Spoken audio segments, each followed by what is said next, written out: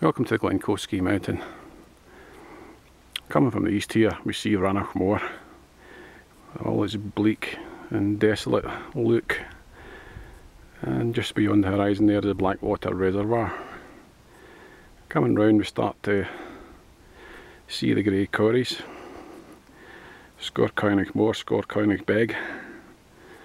And all the white quartzite covered Monroes that's over there in the grey corries.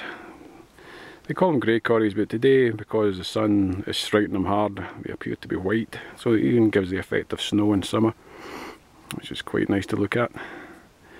See the King's House Hotel down there in Benacrellis. That's a Corbett over there, on just above the West Highland Way in the 82 road.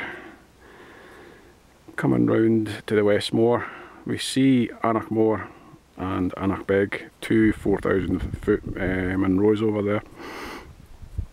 And the very sharp point that you see is Canmore's Arag. Now that's the adjoining Monroe to Ben Nevis. If you come up from the north side, forget the tourist route, it's just a 4,000 foot slog of nothingness. But come up for the Canmore's Arag, do the Arete, which is quite magnificent, narrow, airy and scary, well worth it doing. And then up the large scooped out quarry up to the top of Ben Nevis. Come down the tourist path if you want, it's about all it's worth. Coming over to the west again, we see the Ring of Steel.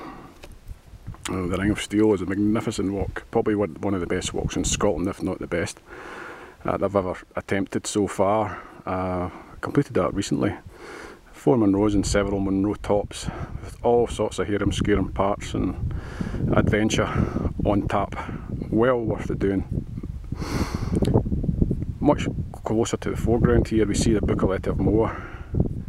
The Big Buccel, as it's affectionately known as, quite a magnificent mountain, and it's got the Crowberry Tower, which you can see about 3/4 of the way up.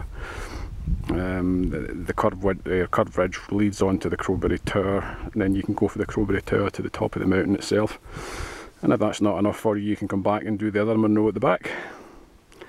This Seabidian peaking up there in no more with the infamous Anarchigo Ridge, very highly visible today, and that sort of takes in most of the peaks in this range.